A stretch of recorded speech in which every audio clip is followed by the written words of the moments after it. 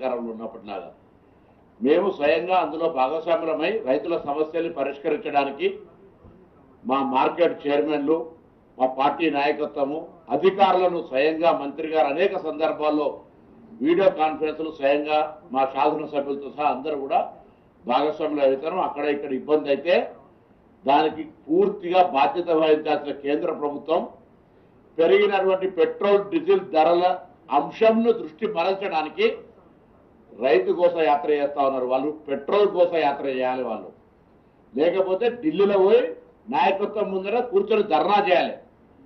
ఇప్పుడు ఒక మాట గౌరవ వ్యవసాయ శాఖ మంత్రి గారు చెప్పినట్టుగా యూరియా ఈ రాష్ట్రంలో తయారు కాదు, ఈ రాష్ట్రంలో సరఫరా కాదు, మొత్తం పూర్తికి 100% ఫెడరల్ సిస్టంలో ఈ ప్రజాస్వామిక విధానంలో యూరియా అనేటువంటి 100% కేంద్ర ప్రభుత్వం ఆధీనంలో ఉంది. భారతీయ జనతా పార్టీ నాయకత్వాన్ని హెచ్చరిక చేస్తాను, భవిష్యత్తు ఆ వ్యవసాయ సీజన్లో రైతాంగం యూరియా కొరకు ఇబ్బంది పడే పరిస్థితి వస్తే ముందుగానే హెచ్చరిక చేస్తాను. డిమాండ్ను, అవసరాలను వ్యవసాయ శాఖ తరఫున పూర్తిగా 8 మంది పార్లమెంట్ సభ్యులకు, ఇతర రాజ్యసభ సభ్యులకు మేము లిఖితపూర్వకంగా ఈ రాష్ట్ర అవసరాలకు ఎంత డిమాండ్ అంత రాసిస్తాం. తెప్పించే బాధ్యత మీది, మీతో సహకరించే బాధ్యత మా గౌరవ పార్లమెంట్ సభ్యులు, మేము మంత్రివర్గం తీసుకుంటాం. ఎరువుల సరఫరాల ఏం జాప్యం జరిగినా తెలంగాణ రైతాంగానికి విజ్ఞప్తి చేస్తున్నాం. ఎక్కడికక్కడ భారతీయ జనతా పార్టీ నాయకత్వాన్ని నిలదీయాల్సిన పరిస్థితి వస్తుంది, బాధ్యత వహించాల్సి వస్తుంది. ఇలా మేము సరఫరా చేసే విషయం లోపల ఎక్కడైనా తప్పు జరిగితే మా బాధ్యత.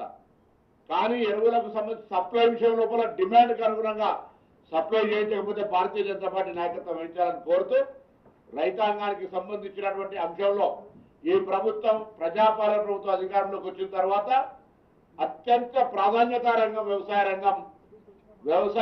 స్వయంగా రైతుగా తుమ్మల నాగేశ్వరరావు గారు, యావత్ మంత్రివర్గం రైతాంగానికి 100%గా ఎప్పటికప్పుడు కూడా మేము ఆ రైతుల పక్షాన మేము పోరాటం చేస్తాం. గతంలో మార్కెట్ చైర్మన్ చేసినప్పుడు కూడా మేము ఈ ప్రొక్యూర్మెంట్ ప్రాసెస్ దగ్గరగా చూసినాం.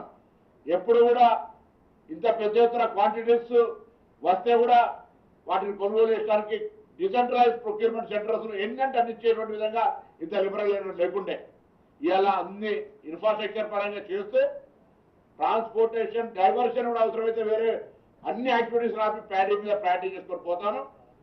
ఈ 30 ఏకర్ల లోపల లేదా 1వ తారీఖు 2వ తారీఖు లోపల ఎక్కడ కూడా ధాన్యం ఆగిపోకుండా మొత్తం కొనుగోలు చేయాలనే ఆదేశాలు గౌరవ మంత్రి గారికి ధన్యవాదాలు తెలియజేస్తూ ఆ ప్రక్రియ వేగవంతంగా చేసే బాధ్యతను అధికారులు మిగతా భాగస్వాములంతా చేయాలని కోరుతా ఉన్నాం.